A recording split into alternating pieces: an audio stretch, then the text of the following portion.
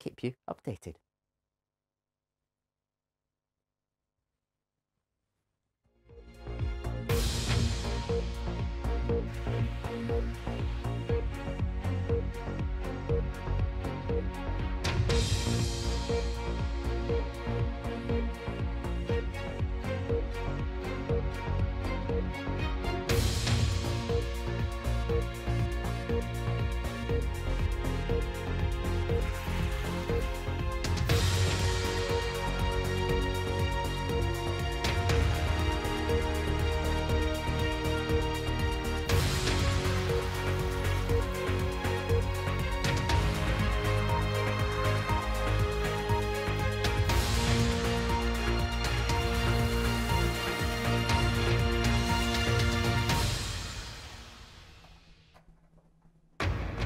The government's chief medical advisor says Omicron cases are likely to go up incredibly fast and that the previous record of daily hospital admissions could be broken.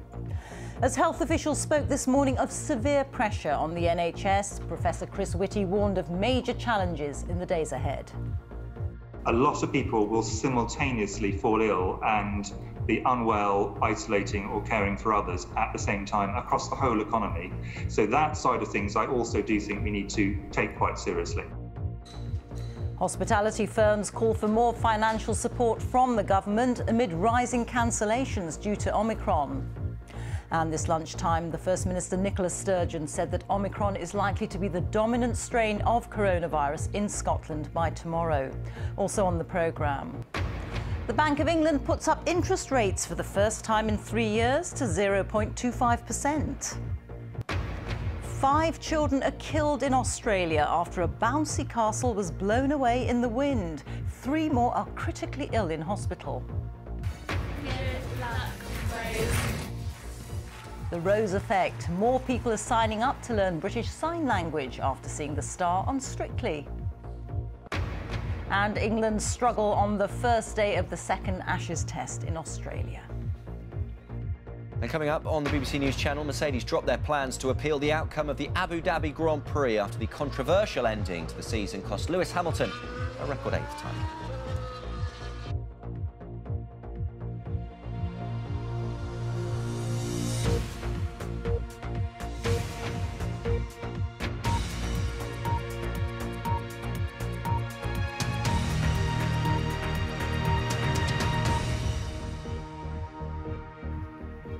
Good afternoon and welcome to the BBC News at 1. The UK's chief medical advisor has warned that previous maximum daily number of people admitted to hospital with coronavirus could be exceeded. Time for a look at the weather now. Here's Stav Daneos. And Stav, gorgeous weather there in Adelaide. It's their summer, of course. What's it looking like here? Absolutely, Rita. Yeah, they're in their full swing of summer. Some pretty high temperatures across the south of Australia.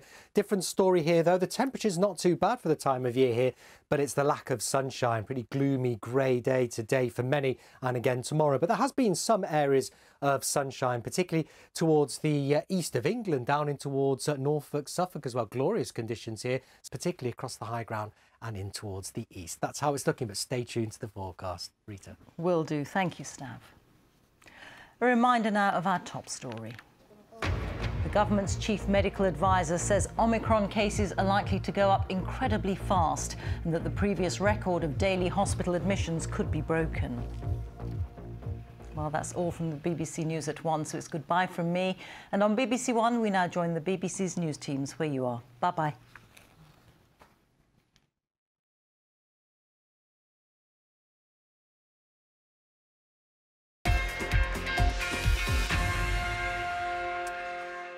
Good afternoon, I'm John Watson with the latest from the BBC Sports Centre this lunchtime. Leicester's match with Tottenham in the Premier League tonight has been postponed as the grip of the COVID outbreak worsens. Toto Wolff there, the team principal of Mercedes, clearly still frustrated with the fallout from the end of the Formula One season, that race in Abu Dhabi on Sunday. That is all from me for now. Plenty more to come in the next hour.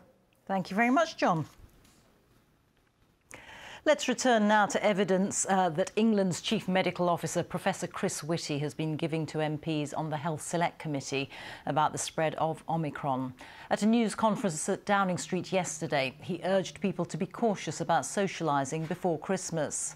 Professor Whitty said the UK could surpass the daily peak number of people admitted to hospital with COVID-19. First Minister Nicola Sturgeon there speaking a bit earlier. Time for a look at the headlines now here on BBC News. The Bank of England increases interest rates for the first time in over 3 years, from 0.1% to 0.25%. The country's chief medical officer says the UK could surpass previous records of people admitted to hospital with COVID-19. Labour say businesses will have to start making redundancies next week unless the government gives more support for struggling firms.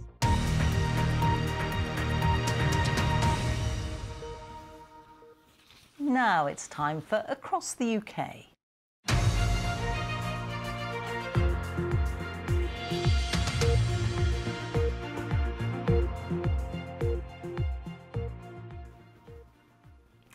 Lancashire's Director of Public Health says they're preparing for a tsunami of COVID cases in the next 2 to 3 weeks after a huge rise in the Omicron infection rates in London.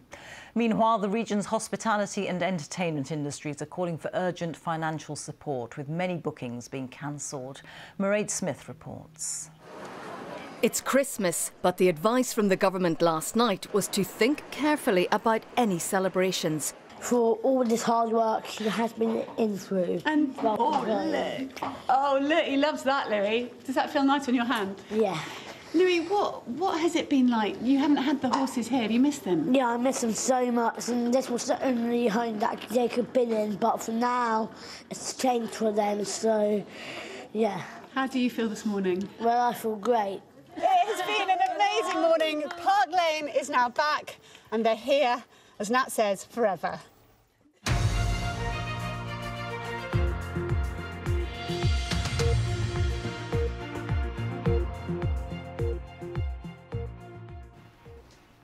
Let's take a look now at the weather with Stav Deneos.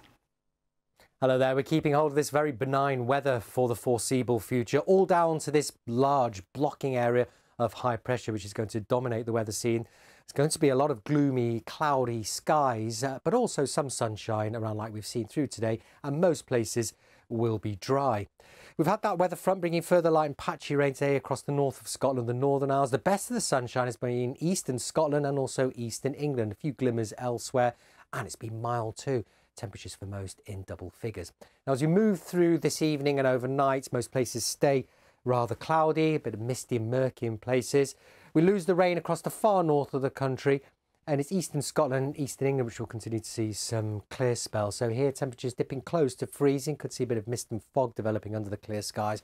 For most though, where the cloud holds on, then lows of 4 to 7 degrees.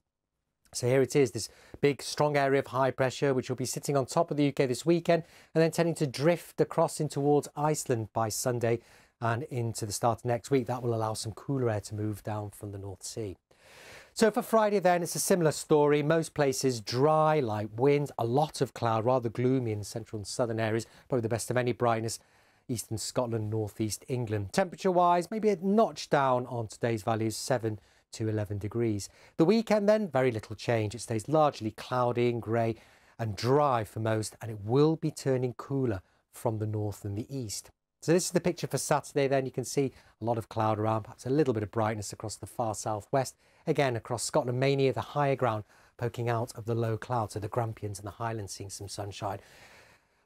Temperatures 5 to 8 degrees in the north and the east, double figures in the southwest, but that cooler air begins to filter southwards to all areas on Sunday. Another grey day for many single figure values, as you can see, right across the board. And that cooling trend continues in the run up to Christmas. We could even see some wintry showers appearing across northern and eastern areas with that onshore northeasterly breeze. But some of the computer models want to favour some milder air moving in from the southwest to bring some rain. So it could become a bit of a battleground of the air masses towards the end of the week. So stay tuned.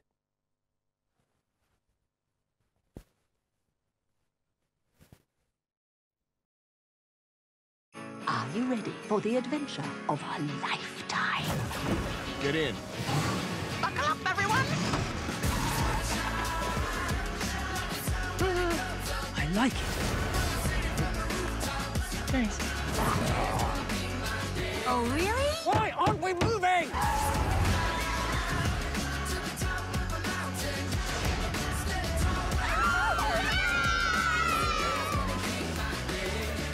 I think that went really great.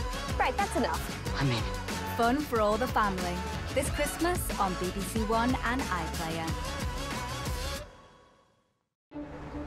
Is the world of opera changing? We had to start more with using technology and using streaming, for instance. Find out about its growing global appeal from the biggest names in opera today and two of the superstars of the future. Take Me to the Opera with Zainab Badawi. Watch on iPlayer. When did you last feel like this?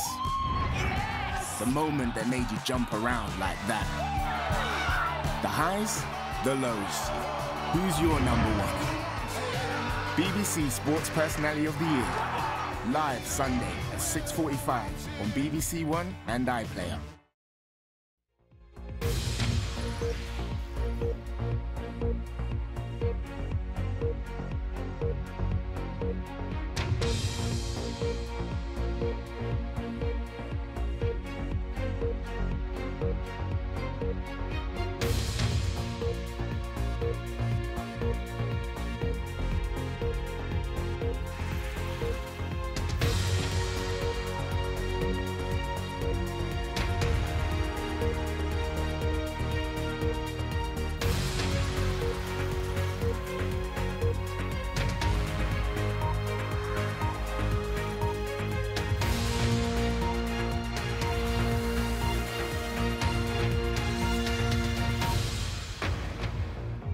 Hello, this is BBC News. I'm Anita McVeigh. The headlines at 2.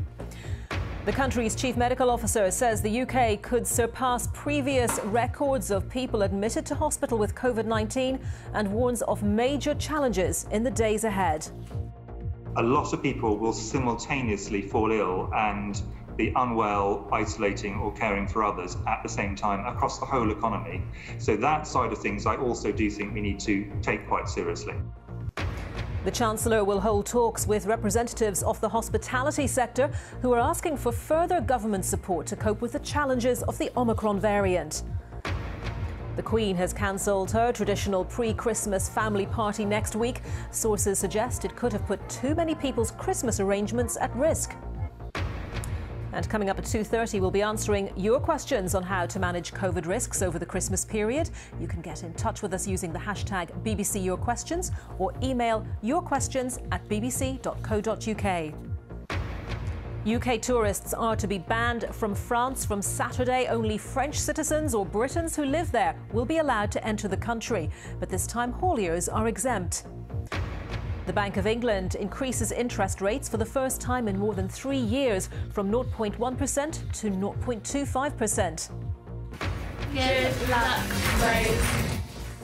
And there's been an increase in the number of people signing up to learn sign language since the actress Rose Ayling-Ellis, who's deaf, appeared on this year's series of Strictly Come Dancing.